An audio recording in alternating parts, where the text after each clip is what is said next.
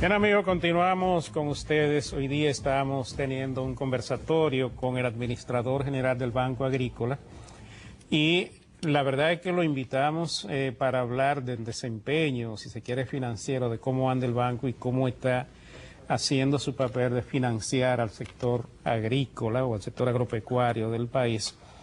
Hemos tenido muchas informaciones, algunas de ellas fuera de cámara, pero nos hemos involucrado, nos hemos metido más en este proyecto de ley que está ahora en discusión y que tiene bastante oposición, y que es un proyecto de ley que está destinado a darle fortaleza financiera, fondear al Banco Agrícola con esos recursos que son de los inquilinos, ese depósito que se le exige a los inquilinos cada vez que alquila una casa. Se supone que eso es un depósito del inquilino, no del propietario de la vivienda, y que por lo tanto el inquilino debería tenerlo ahí hasta tanto él mantenga esa casa alquilada. Al final, si no hay un proceso litigioso para que el inquilino tenga que abandonar las casas, como muchas veces ocurre, pues entonces él debería ser el beneficiario de ese depósito en el Banco Agrícola y no el dueño de la casa. Entonces, aquí hay un asunto de justicia que no se está dando y hay tal vez un aprovechamiento por parte del propietario de la vivienda de unos recursos que no le son propios y que la ley no le da ese privilegio. Pero vamos a ver si esto ayuda porque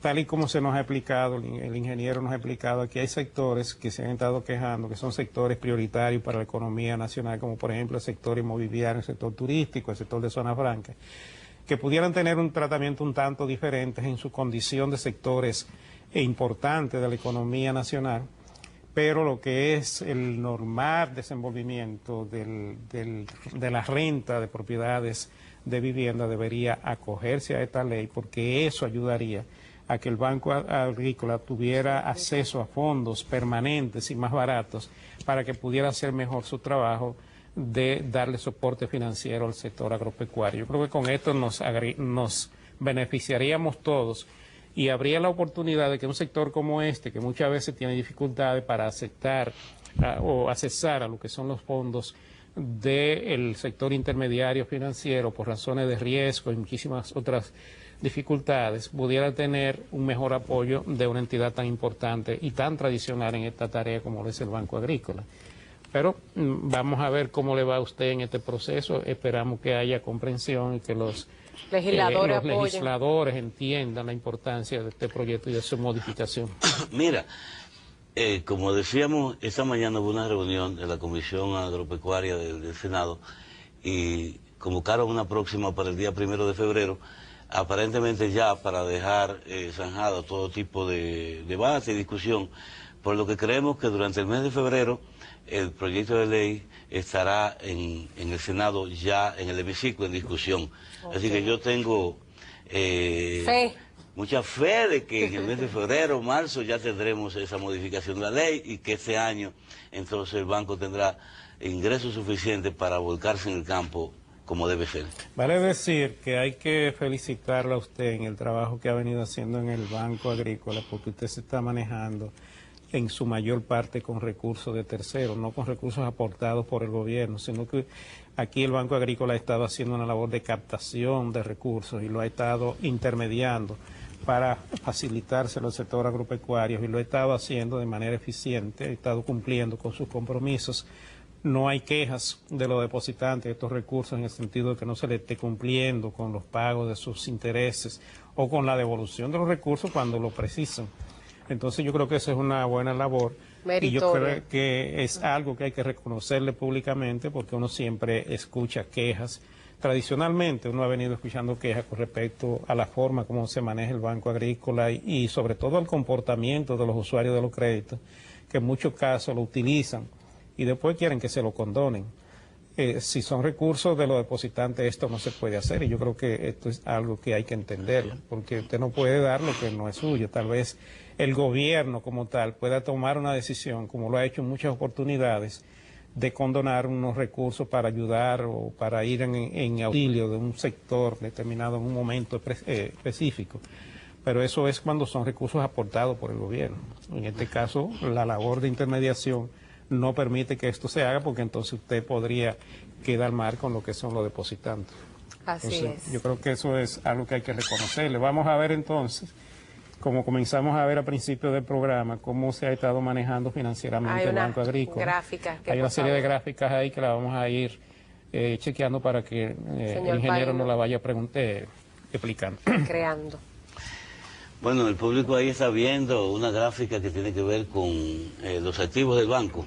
Y pues Hablan por sí solas esa es gráfica. una década, ¿verdad? Esta última década se ve cómo va creciendo los activos en el Banco Agrícola desde una suma de de apenas 4.400 millones, ya estamos en 10.770 millones. Y eso es a noviembre, o sea que todavía ahí no estaba computado. Todavía no estaba diciembre, pero supongamos que ande por ahí, estamos hablando de alrededor de un 250% de crecimiento en la década, lo que implica que los recursos que están llegando al banco pues se están solidificando, se están manteniendo ahí.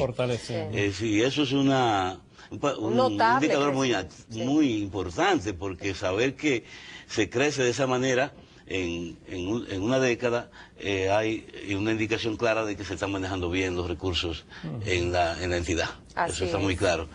Yo creo que podemos ver también otra gráfica, por ejemplo, de esos activos que se ven ahí en el Banco Agrícola, hay, digamos, una parte que es propiedad específica del banco. Los activos pueden ser del público, ¿verdad? Pueden ser inversiones, puede ser eso, pero hay una parte de esos activos que son propiedad del banco. El patrimonio del Banco Agrícola ha crecido también de una manera exponencial, desde el principio de la década, de 479 millones a 3.555 millones, como se puede ver ahí en esa gráfica, que es ya un salto cualitativo de más de 700%, y también es muy significativo en términos de saber que tiene solvencia. Que hay solvencia en el Banco Agrícola, así mismo es.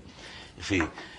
Otros temas que podríamos ver rápidamente aquí en términos graficados para que la gente vea que lo que estamos hablando es cosa seria. En todo el periodo de las formalizaciones de crédito en el banco también viene en una curva creciente, que la gente puede ver que las últimas dos columnas están más bajitas. Sí, ciertamente, y eso tiene una explicación. ¿Por qué se formalizaron menos créditos en el año 2009 y en el 2010? Bueno, con relación al 2008. Con relación al 2008. Ocurre que, como recordarán, en el 2007 hubo esas tormentas terribles final del año, que obligaron al gobierno y al banco a tomar medidas muy serias para amortiguar la situación, sí, amortiguar lo que pasó y recuperar. Entonces ahí vino el préstamo del Banco de Reserva, Banco Agrícola, de 2.000 millones de pesos, que fue invertido totalmente en el campo. Por eso la formalización de ese año en el 2008. Fue mucho mayor, ascendió a 8.841 millones de pesos, que fue lo más alto que hemos tenido en la década, pero no lo normal. Claro, no. Entonces, sí, lo normal viene en el próximo año, que es el 2009 y en el 2010, donde se nota que hay todavía un mayor crecimiento que en el 2007, 2006. Entonces, ¿por qué? Porque no tenemos ya la premura ni la situación de crisis del 2008, urgencia, sí. Pero sí tenemos que pagar los recursos que tomamos prestados en el 2008 para las tormentas, y entonces hemos tenido que ir reduciendo el ritmo de crédito en el campo para ir saldando, pero siempre manteniendo un crecimiento promedio en el año. De manera que los créditos formalizados revelan eso, lo mismo lo revelan los desembolsos también. Que vemos en la próxima gráfica. En la misma medida en que hemos manejado la situación general del banco en los últimos años, se puede ver también que la formalización se corresponde con los desembolsos que se han dado. Y ciertamente bajaron un poco en el 2009 con relación al 2008 por la razón que aplicábamos, y ya en el 2010 se estabilizan a un monto de alrededor de 7.000 millones, 6.891 millones de pesos, que es una suma muy superior a lo que se estaba desembolsando desde 2006 para atrás.